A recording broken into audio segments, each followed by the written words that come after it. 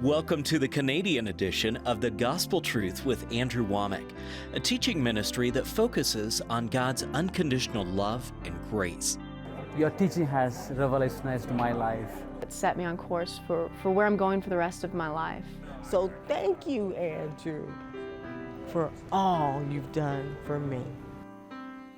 And now, here's Andrew. Welcome to our Wednesday's broadcast of The Gospel Truth.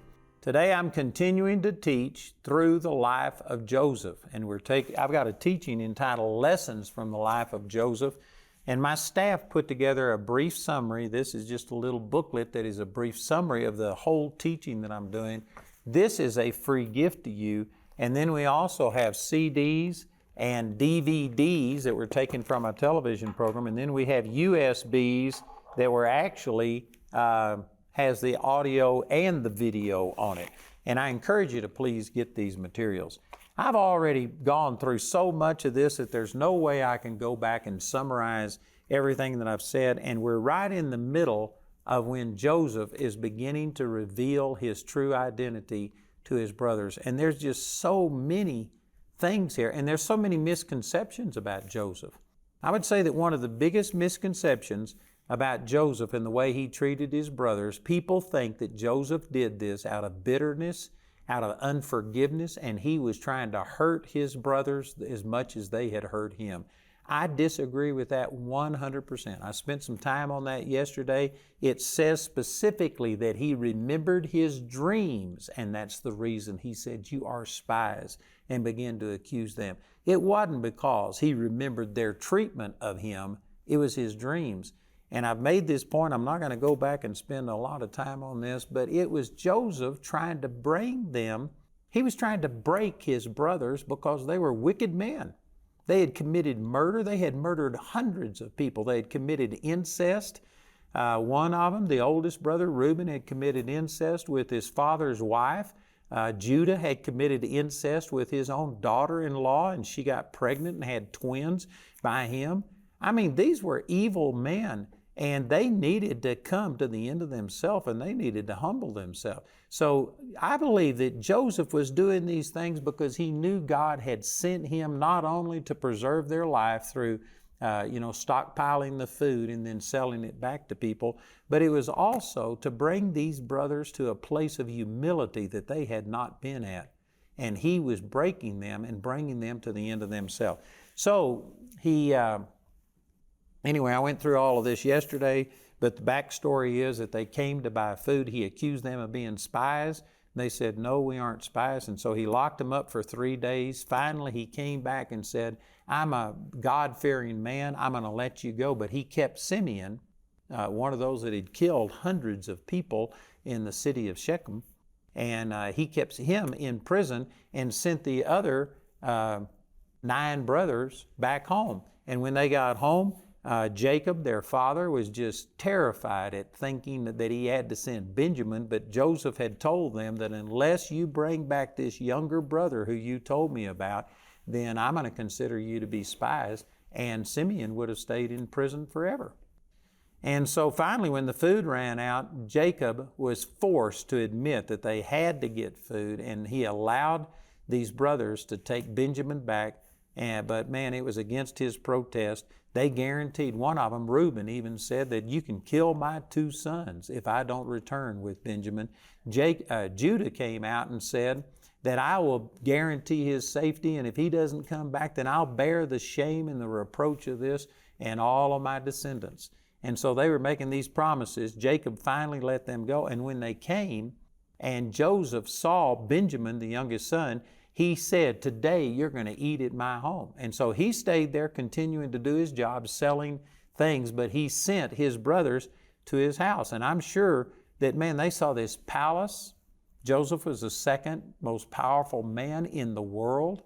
And they saw all of this, and they had already been accused of being spies. They had their money put back in their sacks. They were afraid that they were going to be accused of stealing money from Joseph now. And man, they were just trembling. Let me read some of this to you out of Genesis chapter 43. And it says in verse 17, "And the men did as Joseph bade, and the men brought the men into Joseph's house, And the men were afraid. This is talking about Joseph's brethren were afraid because they were brought into Joseph's house, and they said, because the money that was returned in our sacks at the first time are we brought in, that he may seek occasion against us and fall upon us and take us for bondmen and our asses. And they came near to the steward of Joseph's house, and they communed with him at the door of the house, and said, O sir, we came indeed down at the first to buy food, and it came to pass when we came to the inn that we opened our sacks, and behold, every man's money was in the mouth of the sack, our money in full weight, and we have brought it again in our hand. And other money have we brought down in our hands to buy food. We cannot tell who put our money in our sacks. So basically, they were coming clean. They finally humbled themselves. They were telling the truth, thinking that maybe this would avoid them being accused of thievery and things like this. And look at the steward of Joseph's house. In verse 23, he said, Peace be unto you, fear not, your God and the God of your fathers hath given you treasure in your sacks. I had your money. And he brought Simeon out to them. Simeon had been held captive the very first time they went down, and so he had been in prison during this time, and he brought Simeon out. So all of the brothers were reunited. And this steward told him, says, I'm the one that put the money in your sack's mouth. Boy, there is no telling what they thought now. This wasn't a mistake. Matter of fact, Jacob had even said maybe it was an oversight, that it was just some kind of a mistake. Now they know it wasn't a mistake, and that the steward of Joseph's house had put their money back in their sack. I can just imagine what must have been going through their mind, like, what is happening? Here they are from their standpoint, nobodies. Joseph has singled them out, accused them of spies, now put their money back in their sack, and now they're brought to his house for a feast. Man, their minds must have been going 90 to nothing trying to figure out what is happening. And so look at this in verse 24. It says, the man brought the men into Joseph's house and gave them water, and they washed their feet, and he gave their asses provender, and they made ready. The present against Joseph came at noon, for they had heard that they should eat bread with him.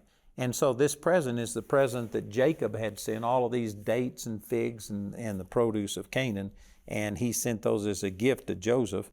And then in verse 26, and it says, and Joseph came home. They brought him the present which was in their hand to the house, and bowed themselves to him to the earth. This is the third time now that they have bowed themselves to the earth, and it's going to happen again.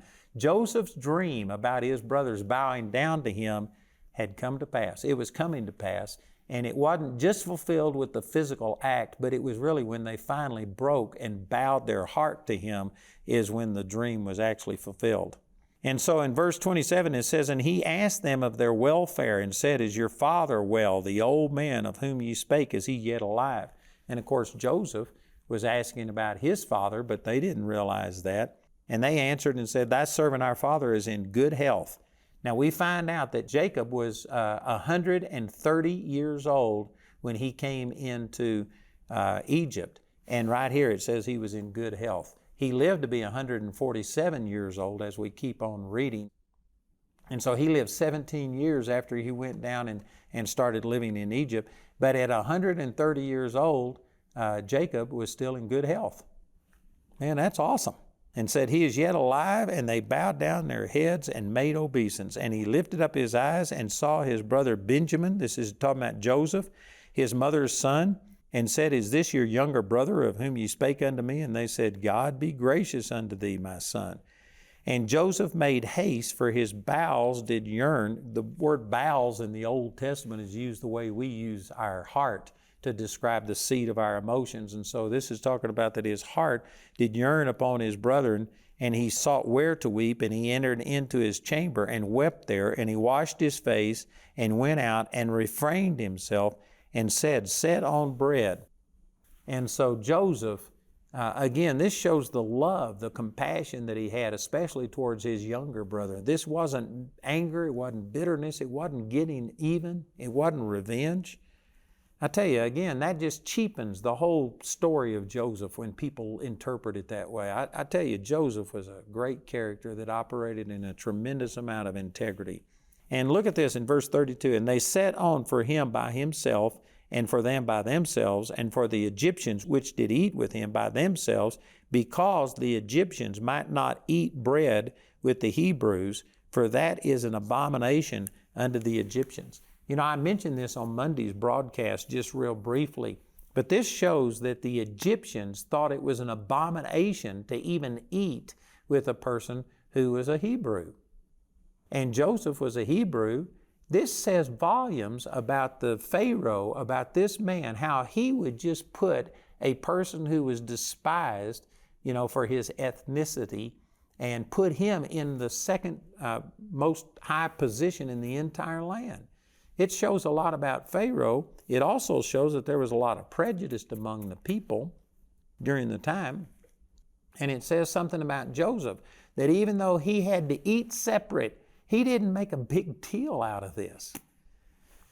You know, again, I could spend a lot of time on this, but there are racial and religious and economic and all kinds of social different prejudices in our world today.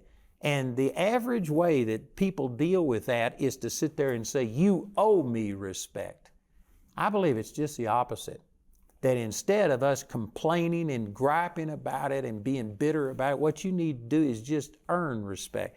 Joseph had been so faithful. He interpreted Pharaoh's dreams. He had been put in this position, and he was over all of these Egyptians. He was their master. He could have put them to death, and yet he allowed them to eat separate from him, and he didn't force and say, you shouldn't be treating me this way, and demand that they do all of those things. He just did what God gave him opportunity to do and earned respect. You know, Tony Dungy, who is a black man, he's one of the Hall of Fame coaches in the NFL, and James Brown and Tony Dungy are good friends of mine. And I remember Tony Dungy talking about his father would not sit there and complain about the racial prejudice that was against them.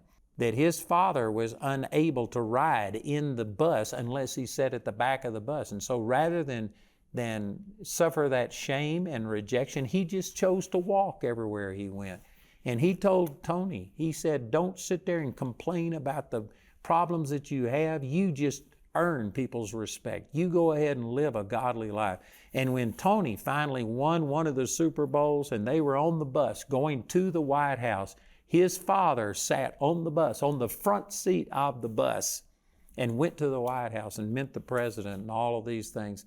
And that happened because they maintained the right attitude. And yet there's many of other blacks. And again, I'm not saying that there aren't problems and prejudices, but there's many blacks that just sit there and have a chip on their shoulder and they're going to fight and gripe and complain. You are not going to be promoted the way that Joseph was, if that's your attitude. Here's Joseph, who was their master. He was over them, and yet they wouldn't eat with him because that was a social taboo, and he didn't gripe or complain about it. He just dealt with the situation and went on, and God promoted him. Man, there's a great lesson to learn from Joseph right here. And let me just also say that this isn't just racial. It's not based on ethnicity.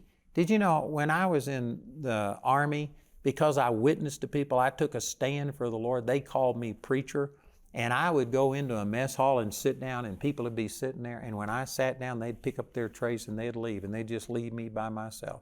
I actually went about 6 or 8 weeks without one single person talking to me.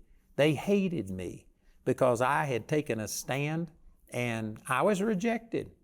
And we had a race riot when I was in basic, and the blacks outnumbered the whites over 2-1, and they blocked the doors, and they took every single white in the barracks, and they beat their head on the concrete, and there's so much blood flowed, it clogged up the drain on this concrete floor, and it began to back up because so much blood had flowed. And did you know that I am the only white person in that entire barrack? I think there was 100 people in the barracks, 50 on each side, and probably 60 of them, 70 of them were blacks, and the rest of us were white. And anyway, I'm the only white guy who didn't get sent to the infirmary, and it's because the guy who was beating everybody up, he was a pimp in the world, and he was just this vicious guy.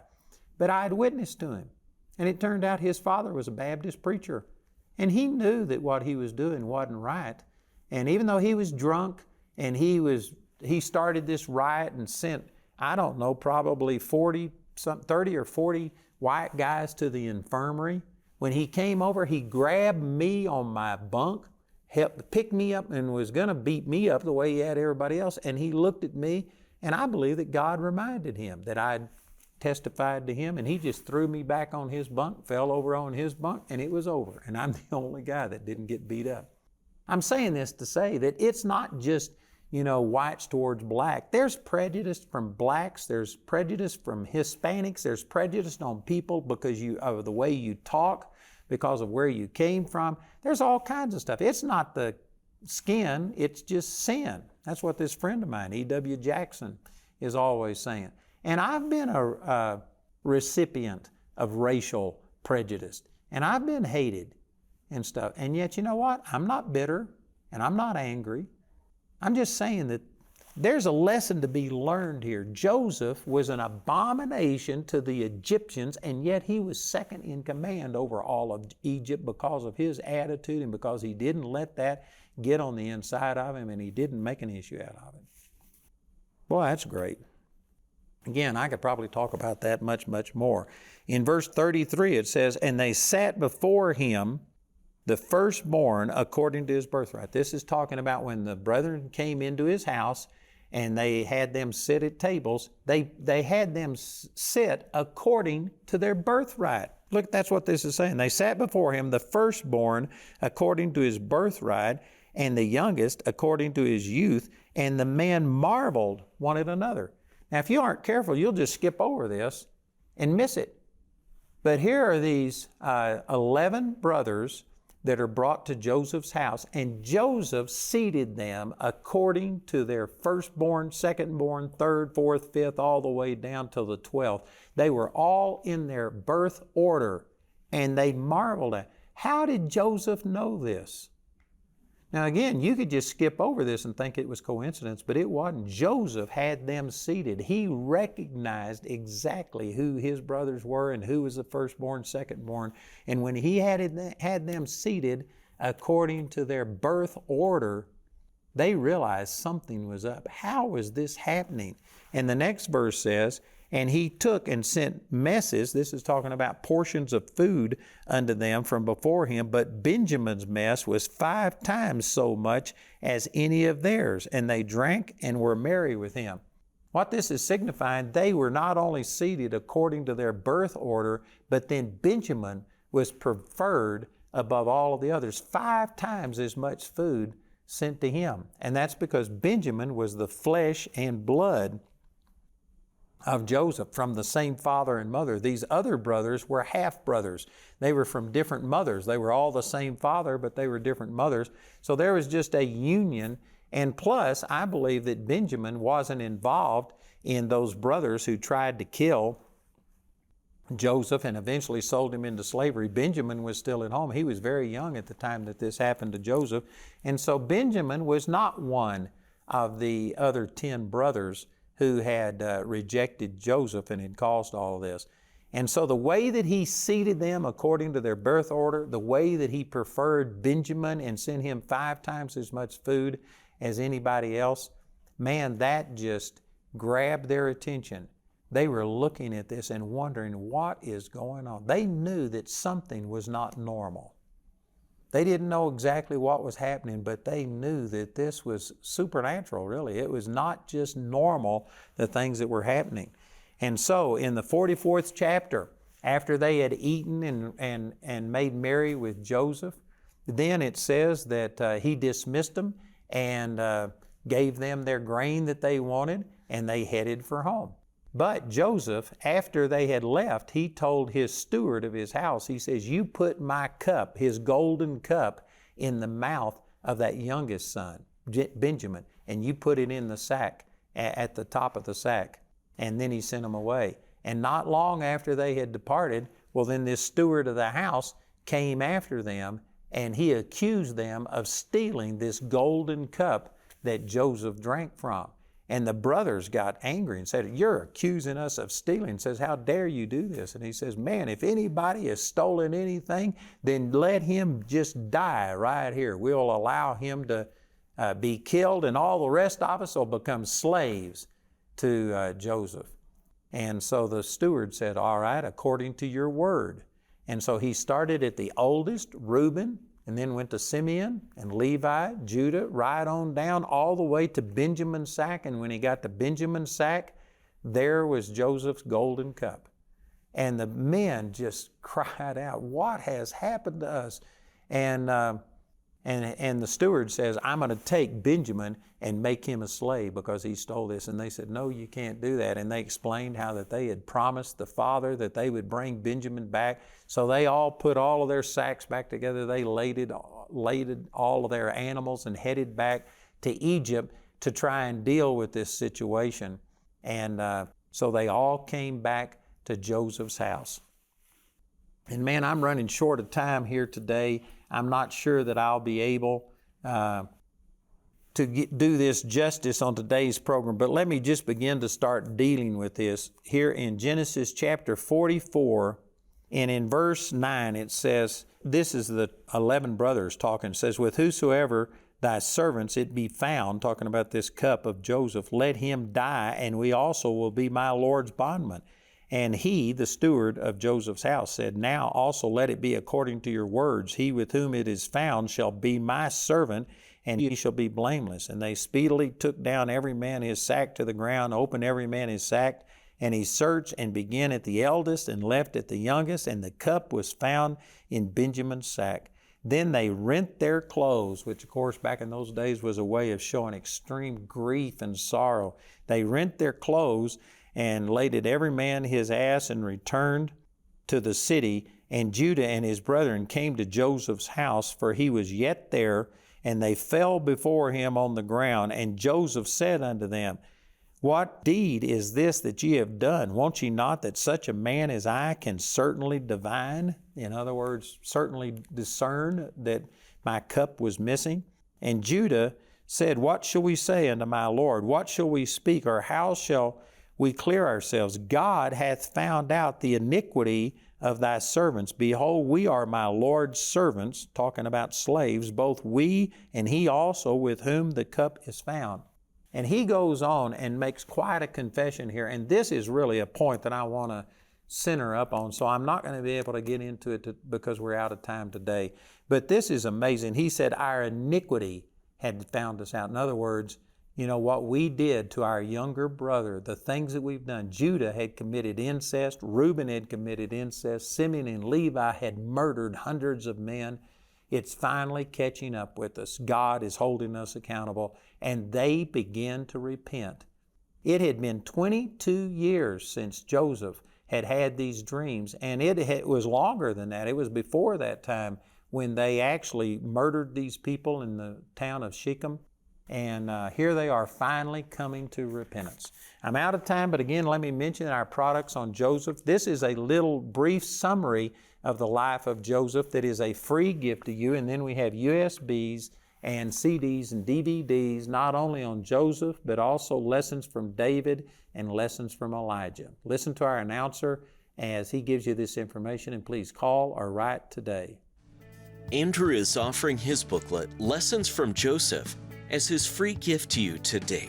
This offer is limited to one free booklet per household and is available in the US, UK, Canada, and Australia. Contact us today to receive your free booklet. Andrew's complete series, Lessons from Joseph, is available in either a CD or DVD album or as a USB made from our daily television broadcast. Each of these resources is available when you contact us. This entire series is also available for audio download, absolutely free from our website.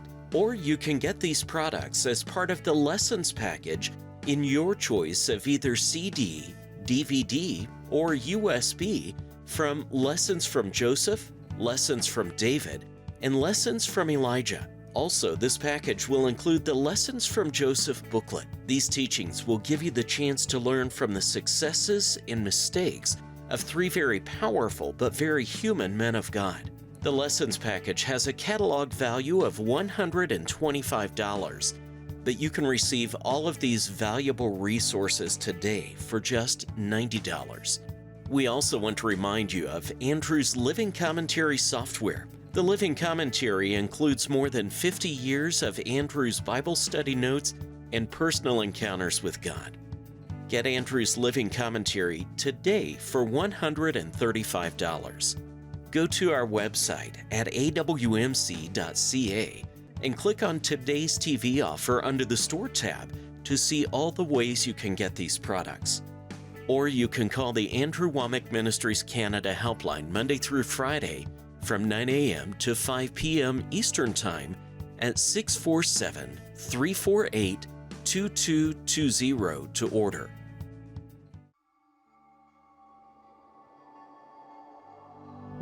You were created with a purpose, written in the heart of God long before you were born. He is calling you to find it. You were born for such a time as this, to be a disciple, to leave this world behind and follow Him. You were designed for a destiny, one that only you can fulfill. Go ye therefore, and teach all nations, baptizing them in the name of the Father, and of the Son, and of the Holy Ghost, teaching them to observe all things whatsoever I have commanded you, and lo, I am with you always, even unto the ends of the world. We want to help you to know God, experience His unconditional love, to be equipped and empowered to become a world changer.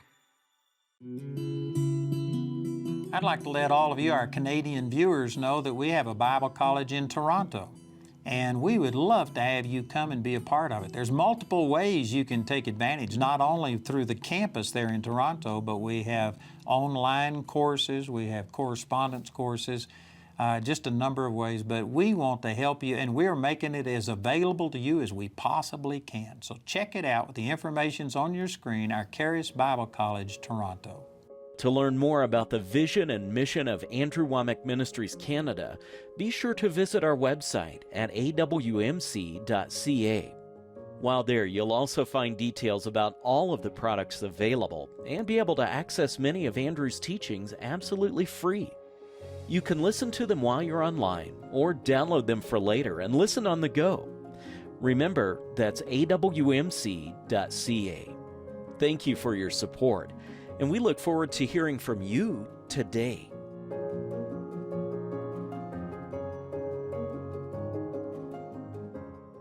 I'd like to ask you to pray about becoming a partner with us.